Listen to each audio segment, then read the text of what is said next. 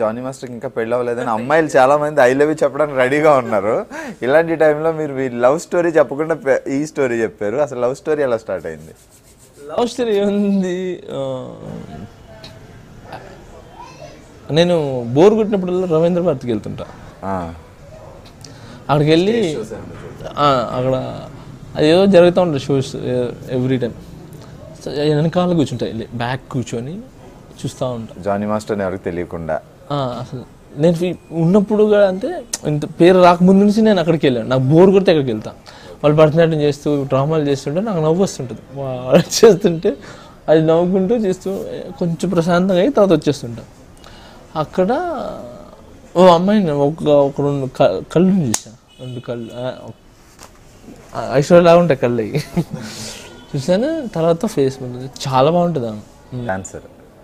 అది బాగుంది అని అప్పుడు కొంచెం కనెక్ట్ అయ్యి డైరెక్ట్ ఆమె దగ్గరికి వెళ్ళిపోయి, మీరు ఏం చేస్తారంటే నేను డాన్సర్ ఇలా క్లాసికల్ ప్రోగ్రామ్స్ చేసుకుంటాను, ఇది నా దగ్గరికి డాన్సర్గా అదే అసిస్టెంట్గా చేస్తారా అని అంటే, లేదు నేను చేయను అని చెప్పి తను వదిలేసాను. ఫస్ట్ నేను మాట్లాడదామని వెళ్ళినప్పుడు వాళ్ళు నాకు మిస్ అయినారు అక్కడ ఎక్కడ రవీంద్ర భారతిలో. తర్వాత అయిపోయింది. ఒక 1 year తర్వాతనో 1.5 year తర్వాతనో మా యూనియన్లో కనబడింది ఆమె. So almost 1 year gap. So మీకు కళ్ళు మాత్రం గుర్తున్నాయి అలాగే. 1 year యూనియన్లో కనబడింది. ఎవరబ్బా అని చూస్తే తను వెనకాల నుంచి చూసాను. తను అరే ఇది బాగుంది, ఇది చేశారు, ఆ రోజు చూసిన అమ్మాయి అని చెప్పి తనతో మాట్లాడదామని ట్రై చేశాను. అప్పుడు మిస్ అయిపోయింది. నాకు మిస్ అయిపోయి కనబడలేదు. తర్వాత ఇంకా నేను నా పని చేసుకున్నాను. తర్వాత రఘు మాస్టర్ దగ్గర ఎవరి దగ్గర అసిస్టెంట్కి చేయాలి. రఘు మాస్టర్ గణేష్ మాస్టర్ దగ్గర డాన్సర్గా చేశాను. ఏంటి మీరు డాన్సర్కి వచ్చారు అంటే, నాకు ఇంట్లో ప్రాబ్లమ్స్ ఉన్నాయి దానివల్ల వచ్చాను. వాళ్ళ ఇంట్లో ఏదో సంథింగ్ అది పర్సనల్ వాళ్ళే.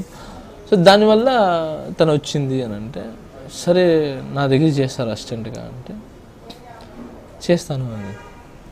ఇంకా అప్పుడు తను అసిస్టెంట్గా తీసుకున్నప్పుడు ఇంకా అక్కడ వేరే ఆలోచన ఉంది బయట అడగడానికి. అసిస్టెంట్ తీసుకొని ఇంకా అక్కడ నుంచి తనతో పరిచయం పెంచుకొని ఈగ షూటింగ్ చేస్తున్నాం. 1 year ఈగ షూటింగ్. ఈ ఈగ షూటింగ్లోనే నాకు పరిచయం తను తీసుకున్నాను. ఇంకా అక్కడ నుంచి ఆ ఈగ ఆడియో ఫంక్షన్ అప్పటికి ప్రపోజ్ చేసాను. అప్పటికి అయిపోయింది, ప్రపోజింగ్ అయిపోయి ఆడియో ఫంక్షన్ అప్పటికి పీక్లో ఉన్నా. అంటే ఇంకా మేము ఇద్దరం డిసైడ్ అయిపోయినాం ఏంటంటే, నాకు ఎంబీబీఎస్ ఎవరైనా డాక్టర్ అయితే బాగా ఇష్టం. డాక్టర్ ఏదైనా చదువుతున్నా ఏదైనా, ఎందుకంటే అది దేవుడి తర్వాత దేవుడు అంటారు వాళ్ళని. సో ప్రాణాలు దేవుడు ప్రాణం పోస్తే డాక్టర్ నిలిపేవాడు. అందుకని నేను తను ఒక పని చేయనన్నా, నేను ఎలా సంపాదిస్తాను నేను చేస్తాను కదా, నువ్వు ఎంబీబీఎస్ చదువు, తను బాగా చదువు, నేను ఎలా డైరెక్టర్గా చేస్తున్నాను కదా, నేను డైరెక్టర్ అయినప్పటికీ నువ్వు ఎంబీబీఎస్ నీది పూర్తి అయిపోతుంది 5 years, ఈ 5 years తర్వాత మనం పెళ్లి చేసుకుందాం అని చెప్పి నేను డిసైడ్ అయిపోయినాను. కానీ వాళ్ళ ఇంట్లో మా మ్యాటర్ తెలిసిపోయి, నేను ముస్లిం తన హిందూ కదా, సో ఒప్పుకోలేదు వాళ్ళ ఇంట్లో. దానివల్ల తను ఆ అమ్మాయిని వేరే పెళ్లి చేయబోతుంటే తను నాకు ఫోన్ చేసి, ఇలా వేరే పెళ్లి చేస్తున్నారు ఏం చేయమంటావు అంటే, నీ ఇష్టం అంటే కట్ చేసా. ఇక్కడ అమీర్పేట్ బిగ్ బజార్ దగ్గర బ్లూ డ్రెస్ వేసుకొని నడిచి వచ్చేస్తా ఉంది. దగ్గరికి వచ్చేసా. ఏంటి నాన్న అంటే, వచ్చేసాను, పెళ్లి చేయబోతున్నా వచ్చేసాను. సరే ఓకే ఏం చేద్దామంటే, నేను వచ్చేసాను నీ ఇష్టం అని ఫోన్ కొట్టి, అరే 6 గంటలు 8 గంటలు పెళ్ళి రా నాది, రెడీ చేయండి రా అని చెప్పి మొత్తం 1 hourలో డిసైడ్ చేసి 1 hour పెళ్లి చేసుకున్నాం. 8:30 పెళ్లి చేసుకుని ఇంకా ఇంటికి వెళ్ళాము. గెట్అవుట్ అన్నారు, మా ఇంటికి వెళ్ళాం. ఇంట్లో కూడా గెట్అవుట్ అన్నారు. ఇంకా అక్కడి నుంచి వేరే దగ్గరికి వెళ్ళిపోయి, ఇంకా అయింది. చిన్నప్పటి నుంచి నాకు కొన్ని కోరికలు ఉన్నాయి, నేను అవి తీర్చుకోవాలి అని 5-star హోటల్ బుక్ చేయండి అని చెప్పారు. సో ఏదో దాంట్లో బుక్ చేశారు, హోటల్ దస్పలా. అక్కడికి వెళ్ళి అక్కడ మా ఫస్ట్ నైట్ మేము ఒకరికొకరు అర్థం చేసుకొని అక్కడి నుంచి మళ్ళీ వెళ్ళిపోతున్న టైంలో మళ్ళీ మా ఇంట్లో వాళ్ళు పిలిచారు. మళ్ళీ వెళ్ళాము. అక్కడి నుంచి ఇంకా కంటిన్యూ చేసుకుంటూ వచ్చి మా నాన్నగారు తర్వాత చనిపోయినారు. తర్వాత నాన్న చనిపోయిన తర్వాత మా అమ్మగారు మా అన్న వాళ్ళ దగ్గరికి అక్కడికి తిరుగుతుంటే వెళ్ళిపోతుంది. ఇప్పుడు మేము కలిసి ఉంటున్నాం అంతే. మీ పేరెంట్స్ సైడ్ ఓకే. ఇప్పుడు అమ్మాయి వాళ్ళ పేరెంట్స్ కూడా వాళ్ళు కూడా ఓకే అందరూ కలిసే ఉంటాం, బాగానే ఉంటాం, నో ప్రాబ్లం అంతే. బాబు ఒక బాబేనా? బాబు ఆడికి నా సిరాజ్ అని పెట్టే పేరు, ఎందుకంటే మా ఫ్రెండ్ నేను సూపర్ హ్యాట్స్ ఆఫ్ మాట్లాడుకున్నాం, అందుకే ఆడి పేరు సిరాజ్, షేక్ సిరాజ్ అని. మర్చిపోయి మీ దగ్గరే ఉన్నాడు మీ ఫ్రెండ్ ఇప్పుడు అంతే. దాంతోనే నేను ఇప్పుడు ఆడుకుంటా. మనం చూస్తే చాలా బాగుంటుంది, మీకు చూపిస్తాను, వీడియోస్ చూపిస్తాను. యాక్చువల్లీ నేను దాపెట్టా, నేను ఎవరు చూపించడం దాపెట్టా, కొంచెం పెద్ద అయిన తర్వాత చూపిద్దామని. బాగుంటాడు, మా అందరికంటే అందగాడు. వాళ్ళ అమ్మ బాగుంటుంది, నేను బాగుంటాను, మా ఇద్దరికంటే బాగుంటుంది. సో మీరు ఇందాక ఒక విషయం చెప్పారు, నేను ఇప్పుడు క్లాసికల్ డాన్స్ నేర్చుకుంటున్నానని. మీ మిస్సెస్ దగ్గరే నేర్చుకుంటున్నారా? ఓకే, ఇలా కూడా ఉపయోగించుకుంటున్నారు. వాళ్ళని అప్పుడు అవమానించినందుకు నాకు క్లాసికల్ అమ్మాయి దొరికింది. అవమానం కాదు, నాకు అప్పుడు భయం అండి, తెలియదు, నాకు భయపెట్టేశారు మిగతా వాళ్ళు, వెస్టర్న్ డాన్సర్స్ ఆడేవాళ్ళు అందరూ. అది నేర్చుకుంటే అలా అయిపోతారు అని నేర్పించారు. అది భయం వేస్తుంది. యాక్చువల్లీ అలా కాదు, అలా ఏం కాదు. భరతనాట్యం నేర్చుకుంటే అలాంటి ఏం రాదు, అది మనం ఉండే విధానాన్ని బట్టి ఉంటుంది అంతే. అది నేర్చుకుంది ఆ తర్వాత నాకు తెలుసు, ఇప్పుడు నేర్చుకుంటున్నా కదా నాకేం కాదు. డాన్స్ మాస్టర్లో హీరోలు అవ్వడం కూడా చూస్తాం, తమిళంలో కానీ తెలుగులో కానీ. సో మీకు ఏమన్నా ఎప్పుడైనా హీరోగా, యాక్టర్గా, ఆర్టిస్ట్గా పోనీ? మా అమ్మగారికి కోరిక ఉందండి, ఇది నన్ను హీరోగా, 2 కోరికలు మా అమ్మగారికి. హీరోగా చూడటం కోరిక ఉంది, తర్వాత సింగర్గా ఒక పాట నేను పాడితే ఆమె వినాలి, అది ఆమె డ్రీమ్ అంట. హీరోగా అంటే టైం అండి, అది హీరోగా చేస్తామా పోనీ వచ్చిందా ఎప్పుడైనా? ఎవరైనా ఆర్టిస్ట్గా అడిగారా?